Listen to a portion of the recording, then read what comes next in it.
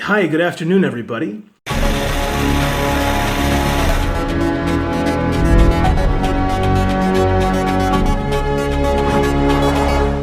I just got back from the gym, and as I was walking up my front steps, this thought just popped into my head. And the thought was this: stop punishing yourself. The reason that thought popped into my head is because only very recently in my own life did I finally gain the insight to stop punishing myself. Very often, when we're not getting what we want out of life, when we're not getting the results that we'd like to see, it's very easy to blame other people. You hear it all the time. My parents messed me up. My boss is a jerk. The government totally sucks. On and on and on. Oh, another popular one. The economy's bad. All these redirects of responsibility. Now, does a bad economy exist? Yes. Can the government suck? Absolutely. Can your boss be a jerk? Yeah, all these things can be true out in the world, but inside you, it's really irrelevant. So I'll come back to my main point. Stop punishing yourself. The ways in which we punish ourselves are many.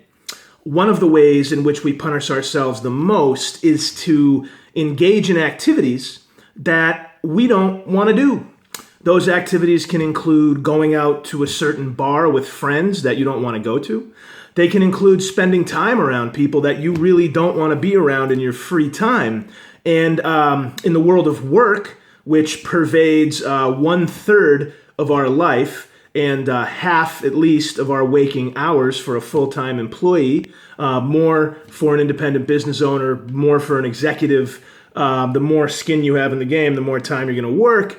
A lot of us accept jobs that we don't want to, and we do so under the banner of, I have to pay bills, I need the money, this is something that I should do, my father was a miner, my mother was an opera singer, so on and so forth. When we take on work in that fashion, 9 times out of 10, it's just not going to be fulfilling. And you're speaking to a guy, or rather listening to a guy who is telling you this from experience. I loved college. I love my graduate degree. And after my graduate degree, I got so far away from the world of Spanish translation, proofreading, literature, books, words, basically. I am a word guy. My life is steeped in the written word. A lot of my friends in finance joke with me. They say, you're the most qualitative person I've ever met. If for those of you not familiar, maybe some of the younger ones, the distinction qualitative person versus quantitative person. A qualitative person speaks and creates images and ideas and possibilities, and then the numbers, the quantitative person looks at spreadsheets and charts and diagrams and things of that nature, and it's easy on a team for the qualitative people, or the quals, and the quantitative people, or the quants, to butt heads and disagree. And sometimes it can be fun, and sometimes it can be disastrous, and sometimes it can be really, really tedious because both sides are closed off to what the other one's saying. So if you're a qualitative person, maybe a quantitative job's not the right one for you. And if you're a quantitative person, maybe a qualitative job's not the right one for you. If you're someone who wants to save the whales, go save them. If you're someone who wants to be a florist, go be it. If you're someone who wants to sell records, like on the producer level, with on the Russell Simmons, like Def Comedy Jam type level, then do that. There literally should be no hesitation in your mind, because when we don't, we end up miserable as human beings, because the work we do isn't aligned physically, mentally, and spiritually and psychologically with who we are as a person fundamentally down deep.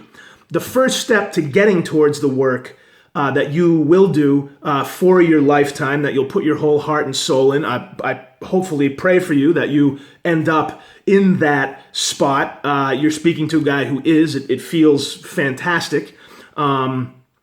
you need to really get to know you. And so, I'm speaking kind of the younger people here. The older people may or may not be sort of a little bit ahead, quote unquote. There is really no ahead, but they just could have seen this and heard this stuff some more. But so I'm speaking to you high school and college folk, and maybe some of you graduate students out there. If you still have that feeling of like, who am I? What do I do? Why am I here? That's okay. What I want you to do is to really explore that. If you ask yourself questions, you'll get answers back.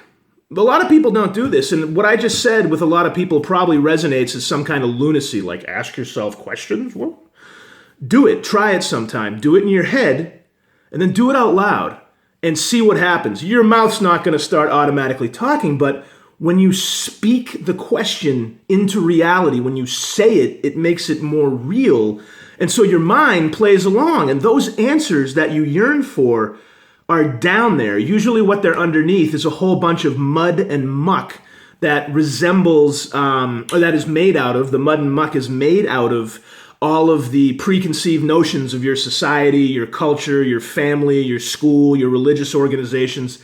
Those things are not bad. They are what they are. None of this is a criticism. It's just that's what piles on top of us as human beings. We've all seen the movie The Matrix. It's The Matrix. That stuff, we all know this. We read it online. I'm not telling you anything new. What I am doing is giving you a technique to dig down deep. Self-questioning. Self-questioning leads to self-awareness. Am I doing the right thing? Is the job I have the right job? Is my partner the right partner? A word of caution, don't go, you don't have to go crazy with this, right? Like if your life is not 100% perfect, if it's 99% perfect, don't kill yourself, right? Like trying to get that extra 1%. Believe me, I've tried that too, and I failed miserably. Not saying it's not possible. It wasn't possible for me. I'm a human being. You're a human being. Maybe we have some of the same kind of limitations, which I've noticed in life. If you respect those limitations, you suddenly become much happier. My younger self would have called it settling for something. My almost 40-year-old self calls it understanding and awareness and appreciation and gratitude. So, don't beat yourself up anymore. A friend of mine the other day told me that he has a group of friends who he goes to the bar with. And they go out and they spend, for people in their 20s, they spend exorbitant amounts of money. Money they don't really have. And, he said a cocktail is like a Jack Daniels and Diet Coke is like a little bucket of sugar with a little tiny drop of alcohol in it. I mean, the bars are making like a freaking 3,000% markup. It's disgusting. It's a sin, really. And young people should know that is, if you're going to party, go in someone's apartment and just buy the liquor. You're going to save so much money. So much money. And I know those bars have like a draw to them. They have an attraction like, ooh, this is new and different. There's something out here, which is fine. Explore that for a while. But if you really don't want to be in these places, then don't punish yourself. I myself made the mistake. I used to pal around with these guys who, in my opinion, turned out to not really be my pals. They insisted they were. They often, berated me and sort of verbally bullied me and made fun of me and called me all kinds of names, which in the Boston area, that's kind of passed off as like a form of affection. But I grew up here and I know the difference between when that's happening as a form of affection and when that's just a bunch of people being a-holes. In my case, it was the latter. And I remember I used to say, I don't want to be here with these people, but I kept going. And I kept spending money and I kept showing up. And I think to myself, now what the hell was wrong with you? But you know what? There was nothing wrong with me. All I was a young man in his early 20s who was afraid of not being accepted by people. I thought that I'd have nowhere else to go. I thought that I wouldn't meet anyone else. And then it's funny, I did make some other friends. A guy that I went to high school with, one day, it was the weirdest thing. I'm driving down the street. And I just remember his phone number from when we used to play on the football team together. And I call him up and I said, hey, man, what's up? It's Justin. And he, oh, my God, hey. And we decided to go out together to get a drink. And we must have been like 22. And me and this guy spent every Thursday night, going out from when we were 22 to when we were like 26 or 7, something like that, before he got married and started having children. And it was like the best time of my life. We would laugh and joke, and I used to be a much more cerebral, non-social person, and he really dragged my sense of humor out of me, and I'll always have a special place in my heart for him, for that, just because he believed in me that way. You know, he said, "You're a good guy, you should be enjoying yourself more." That was sort of his teaching. You know, we all teach each other, right? Each one teach one. That was his teaching for me, was to just breathe and smile and be silly. And he used to make funny faces, and he used to sing like alternative lyrics to songs that were hysterical. And so when I started hanging out with him and some of his pals who were more silly and light and goofy, I realized, wait a minute. I'm like, this is the team that I fit in on. I'm one of these idiot, silly dudes who likes to watch the movie Old School and goof and have a beer and everything be light and happy. The other group was all serious and, you know, cynical, and everything was very, you know, very like this. And it was boring. And you know what? I didn't want to be there. And my inauthenticity was that I shouldn't have been there. And I remember, you know, to be somewhat fair to them, I remember annoying them sometimes with lots of requests they were going to never say yes to, like, oh, let's try this bar versus this bar, kind of knowing that they wasn't their thing. And I kept pushing them to be something different.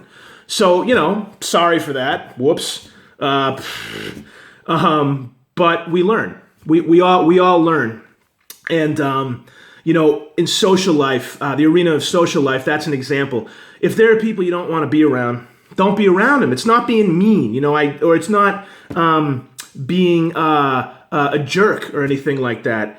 I have a professor friend who taught me a great rule for social life. And he said this is especially for adult life once you pass school age and you're out working. He said, if you would not go to dinner for 2 hours with the person and maybe pay for the whole dinner and enjoy the conversation and sit there and really have fun, like really have fun, don't do it.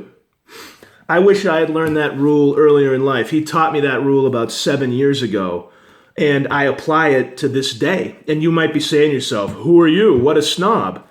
Not really. We all have the ability to be free and to choose who comes into our space as a way of protecting ourselves, taking care of ourselves, using our free time in the way that we want. That's why it's called free time. It's free. You don't have to assign it to a person who you don't want to be around. And we've all met people that we'd prefer not to be around. And you know what? To judge that as a good or a bad thing is really pretty silly. And it's not worth it to even waste your mental energy on that. The thing you want to spend your mental energy on is creating the world around you that you want to see. You know, I've mentioned this many times, and this is going to be an ongoing theme throughout our talks, is that you're really in the driver's seat. The greatest day of your life is the day where you take full responsibility for yourself, for everything in your world, for what you know, what you don't know, for how much money you have, for how much money you don't have, for how much debt you have, for how much debt you don't have, for how many friends you have, for how many friends you don't have, so on and so on and so on. It's all on you, and that's not a bad thing. It's actually a great thing that it's all on you. That's where the power is. That's where the fun is. That's where you start the journey of the rest of your life. That's when you start to find, who am I? Why am I here? What am I doing? What's the healthiest path for me? Just one little being, you know, in like a vast universe, just one little creature kind of putting around a planet. Answering the question, who am I and what am I here for?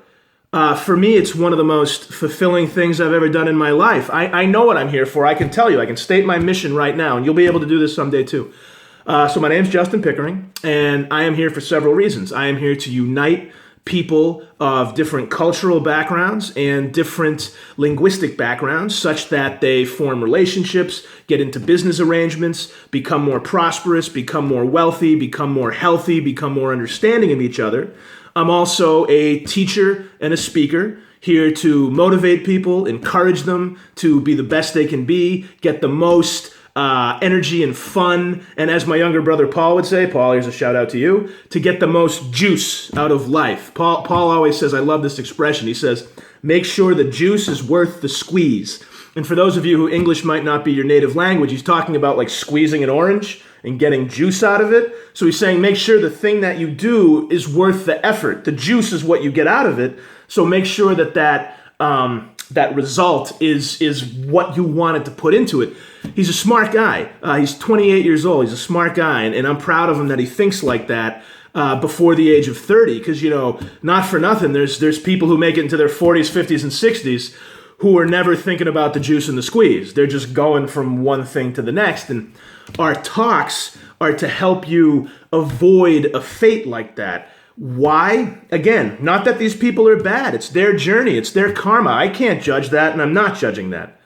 What it is for you is people, you're needed, on this planet. You're needed to fix things, to build things, to grow things. Spaceship Earth is in trouble, and it's an all-hands-on-deck effort. Every single one of us little creatures beaming around here trying to figure out who we are and what we have to do, I've realized that part of my mission is to help people get there faster. I have a knack for it. Don't know where it came from. Got it. So I'm going to use it. Here I am, giving it away free to you on Justin Pickering Speaks. So, thank you for listening to this video. I'm glad that you guys are enjoying what we're laying down. Nas and I. He's a great tech guy. He created that little introduction for our videos that looks like a newscast. I love that. My wife laughed so much, and she was like, "Oh my God! Now you're gonna think you're on television. You're gonna think that you're like Anderson Cooper on CNN." And I was like, "Honey, no, relax. Maybe a little bit, but no, relax. It's okay." And no, I just love doing this, you guys, and I do it for you. And I'm happy that some of you are watching, and I hope you encourage your friends, and I hope this is useful to you. And again, don't forget this. In the comments, put topics. I want to speak to what you want, because you're the one out there living it. You're the 20-year-old. You're the 22-year-old. You're the grad student. You're the professional. Let me know what your world is. I live in my world. My world's a world of my creation. I work from my home. I love it. Every single day I'm out there making sales, I'm meeting people, I'm networking, I'm on Skype, I'm emailing, I'm always reaching out, and it's a great environment for me. And I want you to have the same level of satisfaction and happiness that I have. That's the whole point of these videos. So put down what you want me to talk about. As you've seen, I can talk forever and ever. So pick a topic. If I don't know about it, I'll research it, primary sources, and I'll come up with a great talk for you. So, guys, thank you very much for watching again. Wherever you are today, the lesson to sum up is ease up some of your own suffering. If there's something you don't want to be doing, just find a way to stop doing it or do it less. And also go easy on yourself, okay? It's really easy to think that I have to have all this done now, or if I don't have it done by the time I'm 30, I'm a loser, or if I'm 50 and I'm not in the right job, then I should jump off a building. Just cut it out, okay? Really, just stop it. It's all going to be fine. You guys are doing great. I'm positive of that. And go one step at a time. One step at a time. That's the way. So once again, from Boston, Massachusetts, we wish you a fond farewell, a beautiful evening, and don't forget to tip your waitress on the way out the door. Peace.